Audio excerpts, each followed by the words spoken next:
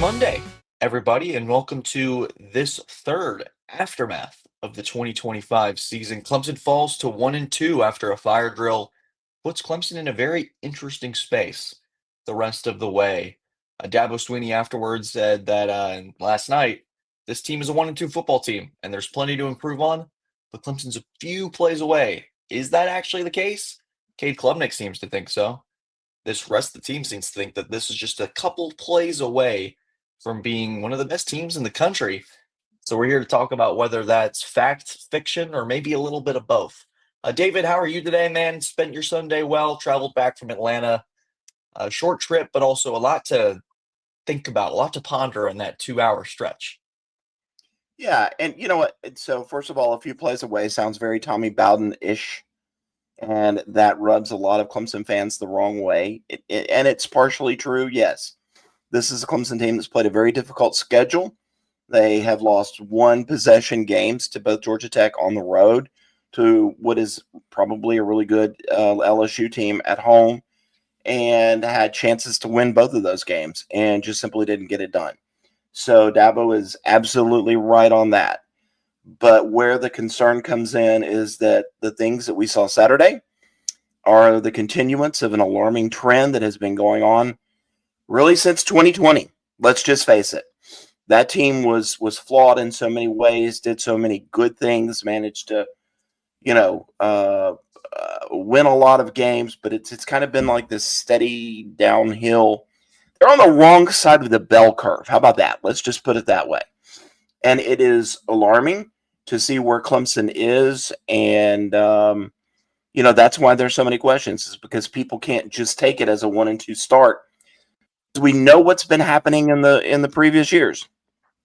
It's the same kind of habits, and those habits turn into something that has become a trend in the last several years. Clemson's 41-16 in the post-Trevor Lawrence era. The last time Clemson was in the college football playoff semifinal, you kind of take that as an achievement itself. They're one of the final teams in that COVID-esque year.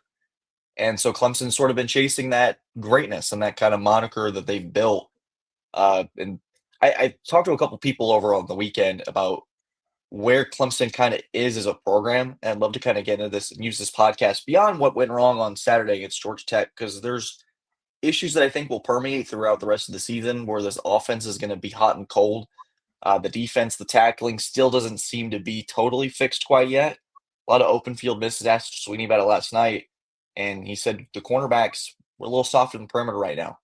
And that was a pretty revealing answer for a team that has guys like Avion, Terrell, Nash, and Hampton who are pretty physical corners. So just kind of interesting where that's going. But this Clemson team, I talked to a fan last night.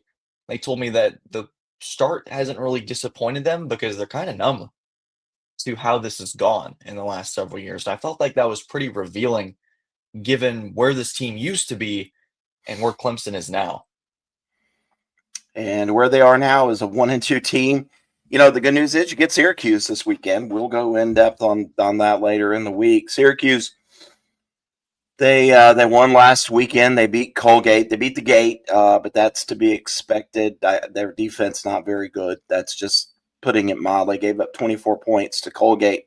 The question is, can Clemson put up more than 24 points? Can Clemson actually score points in the first quarter, 3 points in 3 games? Again, kind of an alarming trend that has, really been over the past couple of years. And yeah, Clemson fans are, numb. A lot of people would say, a lot of people are angry. Our boards, people are like, boycott the game. And I know a lot of that has to do with political stuff. A lot of people are angry at Dabo still. I had a friend who texted somebody really embedded in the program, sent me a screenshot of it and said, hey, Dabo's driven this thing in the ditch. He'd better get it out of the ditch. And he'd better get it out of the ditch fast. So it's just where we are. And, all of the issues that we saw Saturday, Klubnik, 2 turnovers, the interception. Look, Georgia Tech can play the what-if game all day long to say that when they were up 13-0, without a couple of mistakes, they could have blown Clemson out. Clemson can play the what-if game. Klubnik's driving him down for a touchdown. And then, I guess it was a defensive end. He just reads the play, and Klubnik doesn't see him, stays on that initial receiver, the entire way and throws an interception that thwarts a scoring drive. And, that whole mess with special teams with Dabo icing his own kicker, I felt like that play call there with Georgia Tech teams have been playing in the box. It's so frustrating. All three teams that Clemson's played so far have been 6 or 7 in the box or rushing 6 or 7, kind of playing man underneath and saying, guess what? We're going to dare you to throw the football over the top. We're going to dare you to do it. And on 3rd and 4, that type of area of the field, you kind of usually will see something like a quarterback run or read option, a quarterback power. And instead, with the safeties playing at the line of scrimmage, Clemson runs the tunnel screen. It's stopped. So you don't have an opportunity to really go for it on 4th down. They run the field goal team out there and try and get a false start or an offsides on the defense. Ice their own kicker. He misses it. Just mind-boggling stuff that, really in a lot of ways should be football 101. And they just keep making the same mistakes over and over and over. And I go, they have to be searching for answers over there in that building today. They have to be. As Sweeney mentioned yesterday, that there's got to be honesty within these walls. And I think the few plays away part is probably frustrating because this used to be a Clemson team that would make those few plays. Yeah. Whether you're down 4 and you had Deshaun Watson at quarterback and you needed a few plays to get down the field to win the football game, or you needed Trevor Lawrence to take advantage of a quarterback draw and put him within 2 against Ohio State. Now, I've just noted 2 elite quarterbacks, and for a Clemson program that got them back-to-back, essentially, with a Kelly Bryant year in the middle, that doesn't really happen. And so that's kind of how you got to look at it. You get DJ Uyunglele and Klubnik, and we'll call it for what it is. They both misses. It might be fair to say that. And I think those few plays are the difference between pretenders and contenders. And Clemson is entering the season, and on paper, everything kind of set up pretty perfectly for this team. And I think a 1-2 start even beforehand was on the table because LSU was entering the season with a lot of confidence. Georgia Tech, in my eyes, was a team that's going to be playing in Charlotte in December. They're a really good football team on a program under Brent Key that are continuing to make those plays. You see kind of Brent Key and Clemson, this is a crossroads game where Georgia Tech's wanting to go one way, Clemson's hoping to join them, but they end up going on the other side of the road. It's like a fork where the left side is you're on the path for the ACC and the college football playoff. The right is a lot of questions. And so Clemson is unfortunately taking that path. Well, I'm going to go ahead. No, I'm going to put it as simple as it can be put right now. All talks of 9-win, 10-win seasons that Dabo loves to talk about. He's rightfully proud of that. All talks of ACC, all talks of the college football playoff, all talks of bowl games, all the talk of what happens in November and December. Shut up. Shut up. The main goal, the only thing you should be focused on if you're over there in that building, beat Syracuse. You got to go win a game.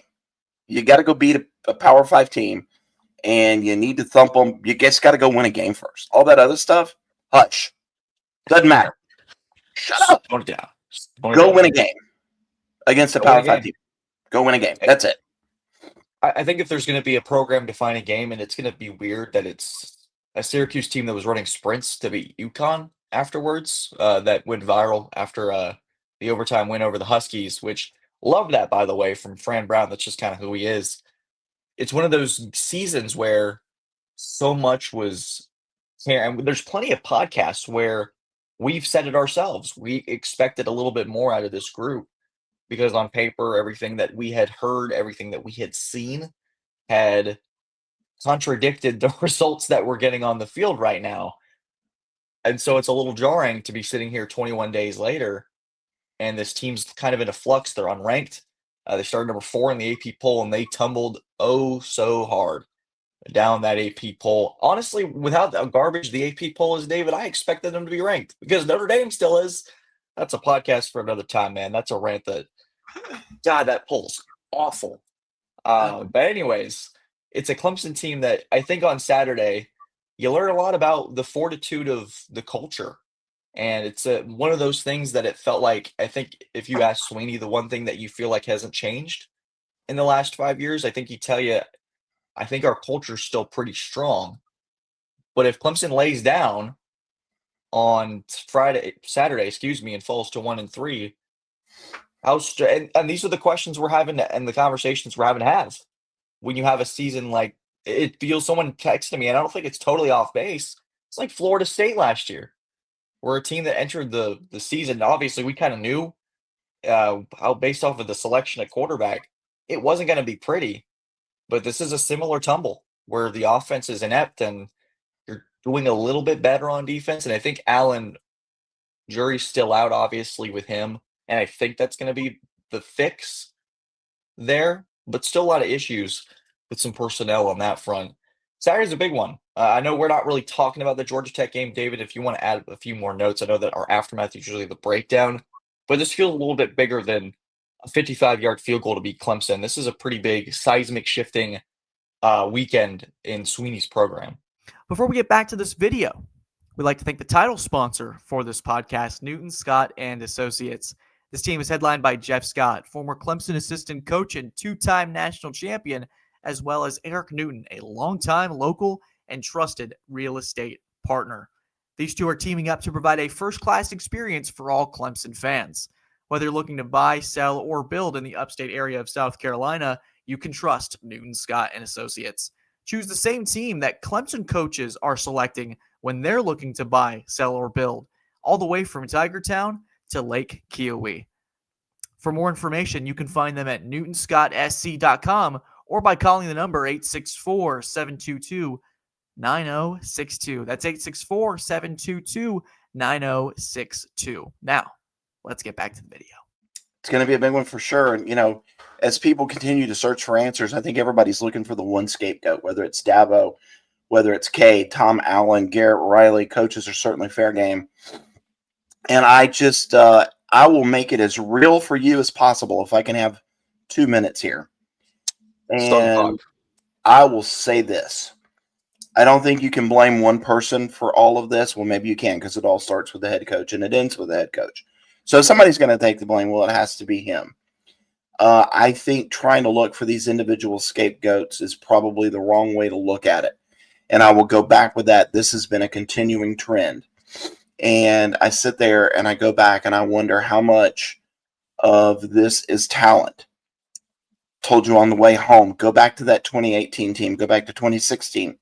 How many of these people would start on any of those teams? I'll take Sammy Brown to war with me. But who else? Who out of these wide receivers would start on that team? Who else on that, offensive line, which has been underperforming so far, would start with some of those groups? Your quarterback, absolutely not. Your running backs, not even close. You go back, you look at that defensive line. Peter Woods is good. I've liked the way he's played. The numbers aren't there. He's been double teamed a lot. I'd take that cat any day. But is he going to start ahead of Big Dex? Probably not. The defensive ends, I think Will Held has been fine. I'm not going to start ahead of any of those dudes. Cornerback, safeties, all NFL guys on those teams. So maybe everybody, the national media, us, Dabo, maybe we were all deluded into thinking that this team was way more talented than it really is. It's talented, but, it's not what we've seen before. And when I come back and my football eyes watch Ohio State, my football eyes watch other teams. I watched the end of that Georgia-Tennessee game right before Brandon Rink threw up in the front seat of my car. That's how bad. Poor guy, by the way. Poor guy. That Georgia Tech loss affected poor Brandon. Clemson doesn't look like those teams. And I think Clemson would get blown out right now by some of those teams. I mean, get blown out, as we've seen in some games against better teams, that Clemson just wouldn't compete. So I think the talent level isn't there. I think there are still coaching issues. I go back to when everything was in that transition from Tony Elliott to Brandon Streeter, a lot of coaches retiring, moving on. Brent took several coaches with him, and those original hires did not work out. Clemson's still paying the price for those. I still think there are more tweaks that could be made on staff. I think there's 2 or 3 coaches that are underperforming. Let's talk about that. I think that there's way too many coaches on staff who don't have experience. And by that, I just mean a lot of the assistants and a lot of the support staff who just are former players who don't know what they're doing yet, I see Cade Klubnik's regression, and I want to know who's coaching him. Is it still Garrett Riley? Has somebody else taken over that? I want to know those questions. And then when I look out there and I look at that talent level, and I see kids running around giving up big plays who are late in the class additions because Clemson would only offer one guy, and then that guy goes somewhere else that everybody knew was going to happen. And then you wind up taking whatever, the friends and family discount, whatever you want to call it. And you wind up taking kids that Clemson really shouldn't take. And then they wind up out on the football field and you see them screwing up and you go, well, that's not the same as other teams. Yeah, long time rant. And I think all of that has just built up. I think that has built into what we are seeing now. And then Dabo's statement of, I don't have to go into the transfer portal because my transfer portal is my locker room.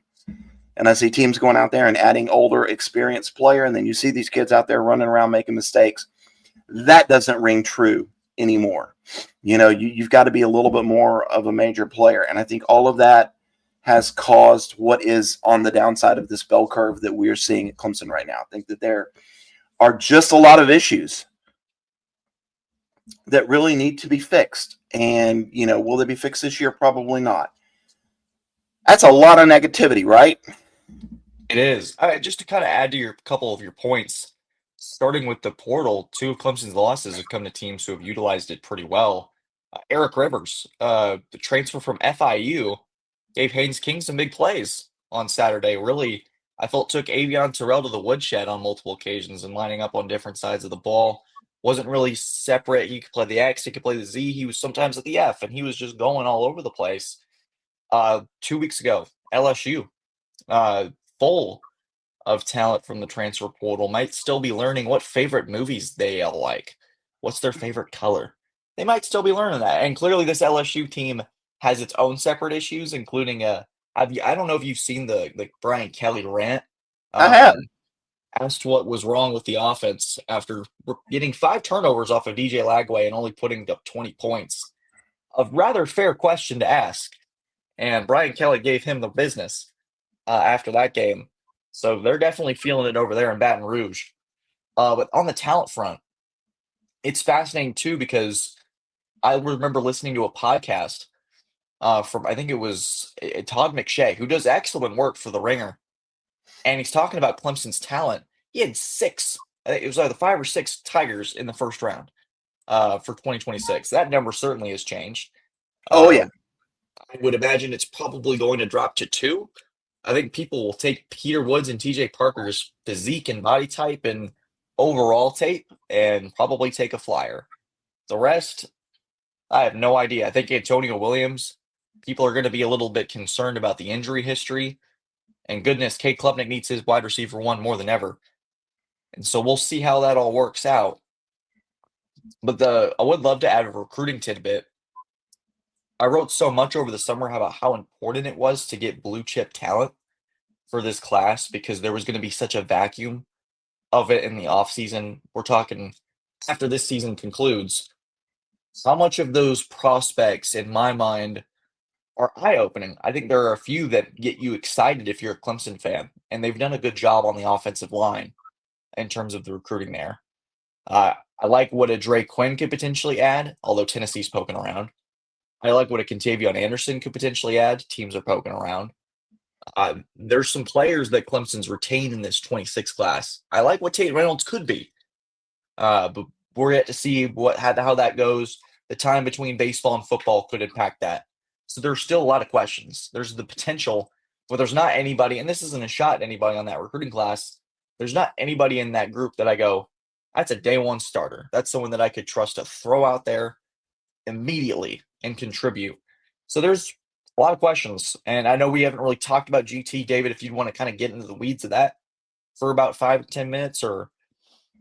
I think everybody knows what happened against GT. And I'll say this. I also got another text from somebody that's, really closely associated with the program talking about the injuries that have been suffering. They said some of these guys that are always in yellow need to suck it up and get back out there for their teammates.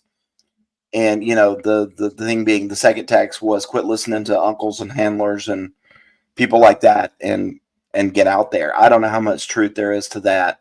And I will say this too. Love what Will Helt brings to the table. There are some guys on that defense that are playing hard. Will Helt Will Helt is one of those guys. Jaheim Lawson has played really well out at defensive end. I'll go to war with Ronan Hannafin any day.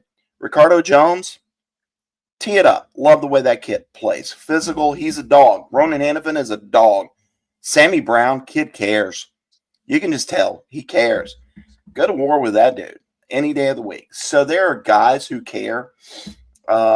Peter Woods, again, I went back and watched, just double teamed all the time.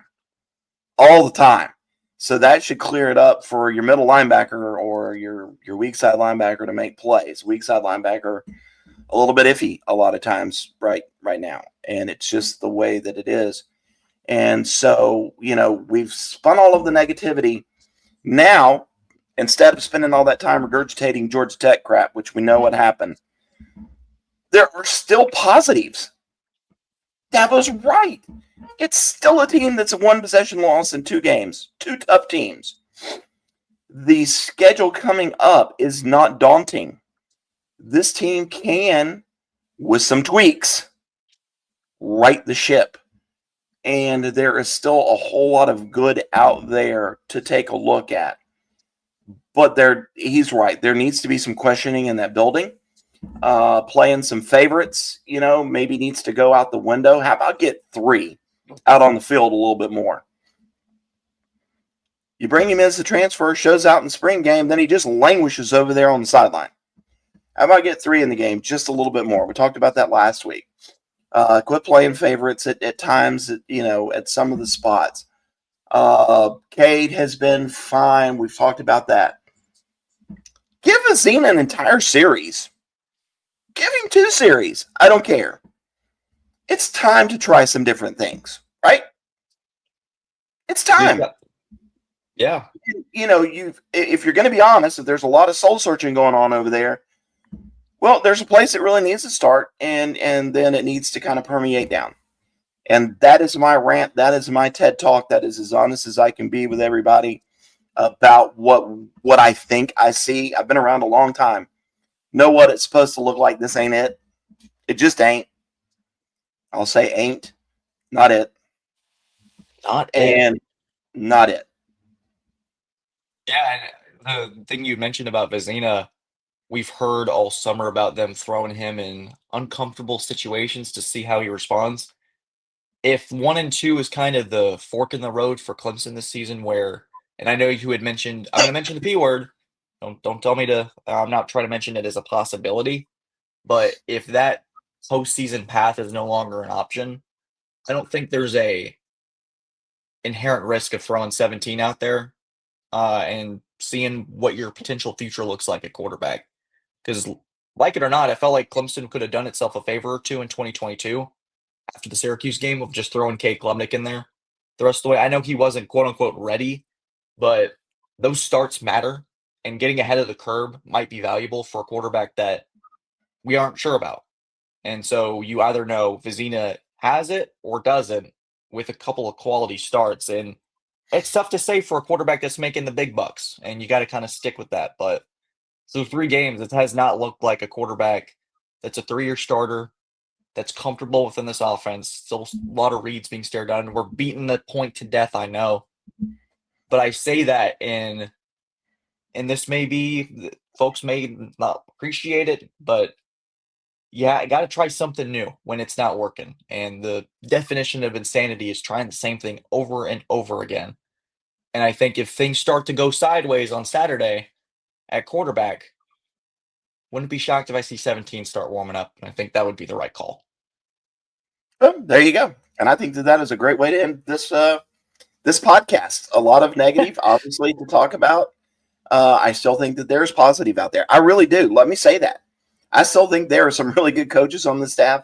I don't think Dabo Swinney's forgot how to coach.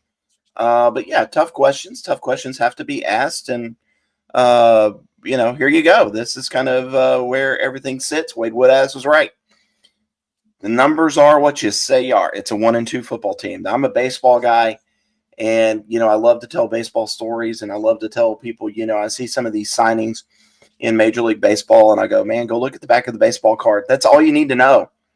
Go look at the back of the baseball card. The back of Clemson's baseball card shows a lot of success. But, boy, it's been bad lately. Not bad lately, but not what it was lately. And, we'll see. Maybe it is time to try some, some wild things this week. And I'm not talking about firing secretaries or nutritionists or anything like that. I'm talking about let's get into some players' butts and your coaches and get fired up and get after it. We'll find out on Saturday at high noon, and we'll have more on the Orange and more on where Clemson goes from here. We're going to be a pretty revealing week, I feel, and we'll find out a lot more from the head man on Tuesday afternoon Tuesday morning-ish. It depends on the timing of it, 11 o'clock with Dabo Sweeney speaking to the media. We'll have a lot more for you on TigerNet.com, a lot more of the fallout of where we go from here. But guys, thank you as always for tuning in. Leave your feedback down below. We want to thank Newton Scott and Associates and Chick-fil-A for continuing to power us through the 2025 season. Whenever I'm feeling down, I always could use some Chick-fil-A because those waffle fries, man, they change your week. They really do. I'm done with waffle fries after Brandon threw them up in my front seat. I'm just done. I got to tell you, though, I had a totally different experience. That Chick-fil-A in, I think it was Jefferson, Georgia. Yep. Whew, that was good. That was good. Because I also hadn't had any food since the bagel in the press box, so I was a starving lad. But guys, thank you as always for tuning in. God bless y'all. Have a